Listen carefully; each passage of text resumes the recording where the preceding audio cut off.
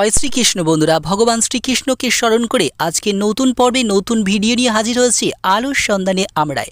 অবশ্যই চ্যানেলটি সাবস্ক্রাইব করে সঙ্গে থাকবেন এবং বড় হতে সাহায্য করবেন। জেনে আজকের আলোচ্য বিষয় পুরো সম্পূর্ণ ভিডিওটি দেখবেন, কেননা এই ভিডিওতে আজকে কুরুক্ষেত্রের যুদ্ধে এমন কিছু ঘটনা, এমন কিছু কথা বলা হয়েছে যা আগে কখনো আপনারা হয়তো শোনেননি। কুরুক্ষেত্রের যুদ্ধে ভগবান শ্রীকৃষ্ণ অর্জুনকে বলা বাণীগুলো হলো শ্রীমদ্ ভগবদ গীতা। হ্যাঁ বন্ধুরা, আমরা জানি কুরুক্ষেত্রের যুদ্ধে ভগবান শ্রীকৃষ্ণ অর্জুনকে যে বাণীগুলি বলেছিলেন সেটি হলো ভগবদ গীতা। ভগবদ গীতা হলো হিন্দু ধর্মের একটি মূল্যবান গ্রন্থ। ভগবান শ্রীকৃষ্ণ গীতায় বলা বাণীগুলো কলিযুগের মনুষ্যদের জীবনধারার সঙ্গে সম্পূর্ণভাবে মিলে যায়। যদি আমরা ভগবদ গীতার বাণী বা উপদেশগুলো আমাদের জীবনে অনুসরণ করি, তাহলে আমাদের জীবনের সফলতা কিন্তু কেউ আটকাতে পারবে না।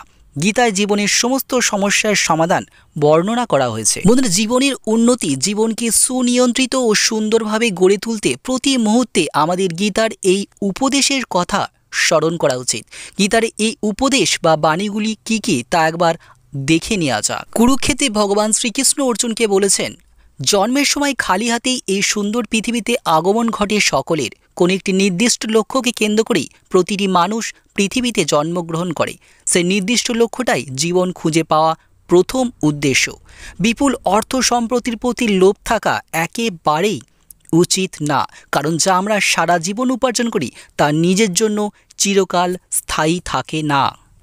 পরের যে কথাটা বলবো সেটি হলো, জগতে যা কিছু আছে হচ্ছে তার সবটাই পরিবর্তনশীল। সময়ের সঙ্গে সঙ্গে মানুষ বদলে যায়, সমাজের উন্নতি হয়। আসল কথা হলো পরিবর্তনশীলতাই একমাত্র ধ্রুব সত্য। অন্যদিকে প্রতিটি জড় জীবের নির্দিষ্ট জীবনচক্র থাকে, তা কিন্তু কোনো কিছু স্থায়ী নয়। এটা জীবনের মূল সত্য। এরপরে সেটা হলো পঞ্চভূত, অগ্নি, জল, বায়ু, পৃথিবী ও ওম। এই নিয়েই আমাদের শরীর গঠিত। এর ক্ষয় আছে, কিন্তু শরীরের মধ্যে আত্মার কিন্তু কোনো ক্ষয় নেই। দেহের মৃত্যু হয়, কিন্তু অন্তরাত্মা নশ্বর, অমর। তাই আমাদের কর্মের মধ্য দিয়েই আত্মার শান্তি মেলে। সমুদ্র হোক বা সংসার, যে ধর্মের নৌকা প্রস্তুত করে সে কিন্তু ঠিকই পার হয়ে যায়। 5 নম্বর যেটা বলবো, যে কেবল নিজের দুঃখকে আপন করে জীবন কাটায় সে শক্তিহীন হয়ে পড়ে, কিন্তু যে ব্যক্তি সমগ্র সমাজের দুঃখ আপন করে জীবন কাটায় সে শক্তিশালী হয়ে ওঠে। এছাড়াও ভগবান শ্রীকৃষ্ণ বলেছেন, আমি কোনো জড়বস্তু নই যে আমাকে চাইলেই পাওয়া যাবে, কিন্তু যে ব্যক্তি আমাকে তার নিজের অধিকার বলে মনে করেন, আমি স্বয়ং নিজেকে তার অধীন বলেই ভাবি। 7 নম্বরে যেটা আমরা বলবো, কেউ আমার অতি আপন নয়, কেউ আমার পর নয়, কিন্তু যখন ধর্ম ও অধর্মের মাঝে যুদ্ধ হয় তখন আমি স্বাভাবিকভাবেই ধর্মের পক্ষে অবস্থান করি।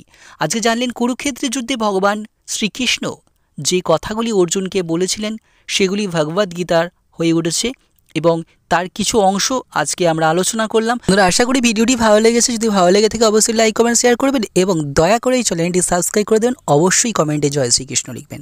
ধন্যবাদ বন্ধুরা, সঙ্গে থাকবেন, ভালো থাকবেন, সুস্থ থাকবেন।